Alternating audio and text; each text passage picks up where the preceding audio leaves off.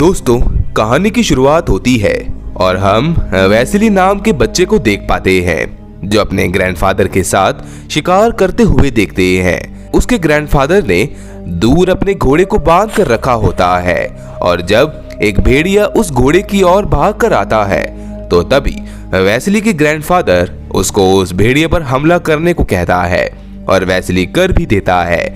अब साल होता है सन 1942 का और इस समय में हिटलर ने लगभग पूरे यूरोप पर अपना कब्जा कर लिया है और अब वो एजे की ओर बढ़ रहे हैं। लेकिन अब भी हिटलर यानी जर्मन के सामने एक बहुत बड़ी चुनौती है और वो है स्टालिनग्राड सिटी, जहां पर रशिया के रेड आर्मी तैनात है।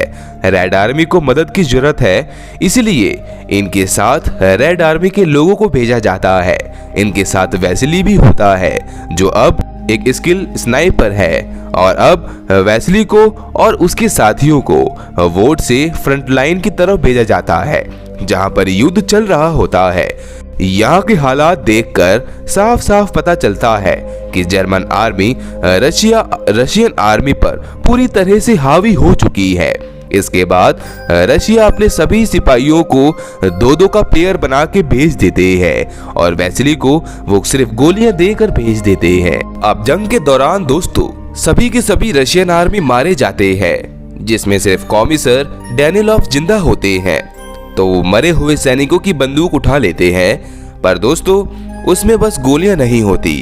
तो तभी यहाँ पर वैसिली जो कॉमिसर को गोलियां दे देता है क्योंकि ये उसके पास बहुत सारी होती हैं। अब वैसिली अपने सर को कहता है कि सर, हमें जल्द ही सभी जर्मन्स को मारना ही होगा।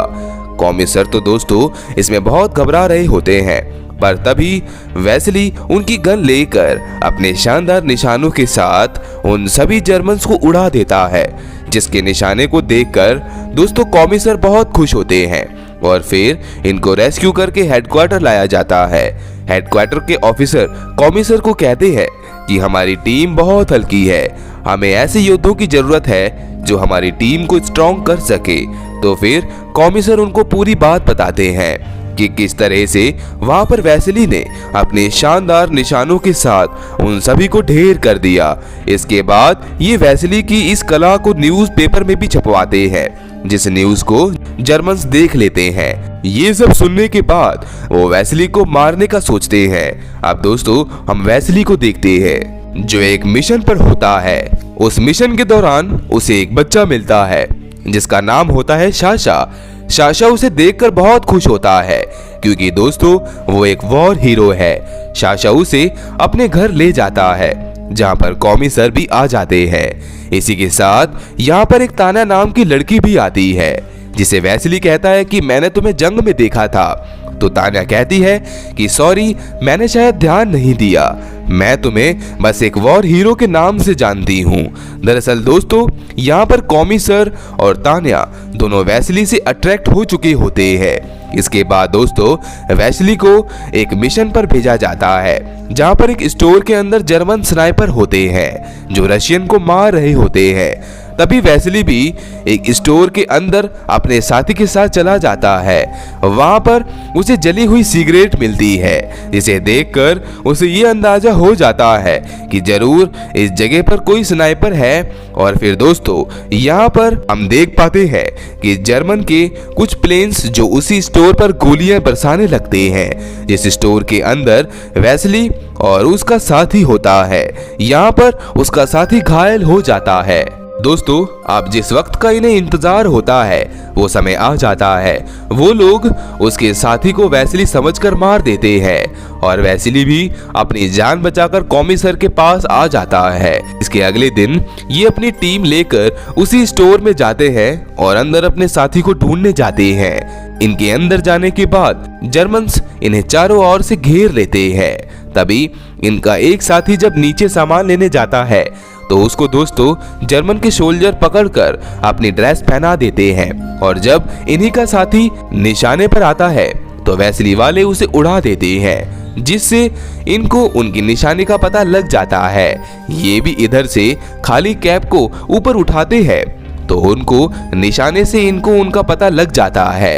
अब वेसेली भी जब अपने साथी की लाश देखते हैं तो इन्हें बहुत दुख होता है।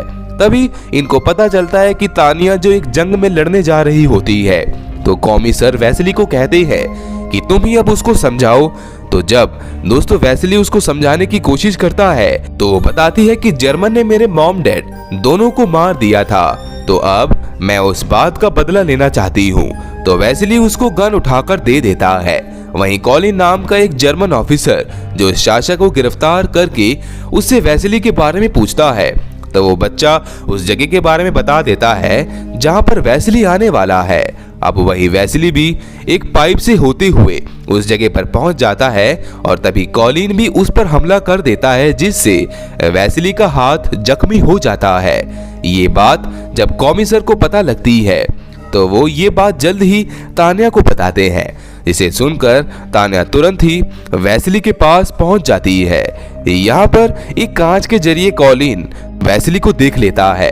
दोस्तों उसके रिफ्लेक्शन से वो सब कुछ देख पाता है कि वो क्या क्या कर रहा है। इसके बाद तानिया जो यहाँ पर आकर एक कांच की लाइट को कॉलिन की आंखों में मारती है, जिससे वो भी नहीं देख पाता। इसी के चलते वेसेली जो यहाँ से अपनी डायरेक्शन बदल लेता है और फिर वो तो यहाँ पर गोली भी चलाता है, जिससे वो गोली कॉलिन के हाथ पर जाकर लगती है और इसी जीत को तानिया और वेसेली हंसकर सेलिब्रेट करते हैं। इसके बाद ही कॉमिसर के पास आ जाते हैं।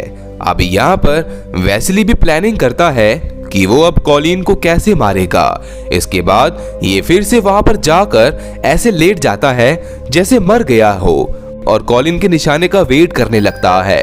तभी जर्मन्स का एक सोल्जर उसे देख लेता है, जिसे यकीन हो जाता है कि वेसेली भी मारा गया है। वो जाकर ये बात कॉलिन को बताता है। इसी बीच यहाँ पर तानिया भी आ जाती है और उसे निशाने पर लेने की कोशिश करने लगती है।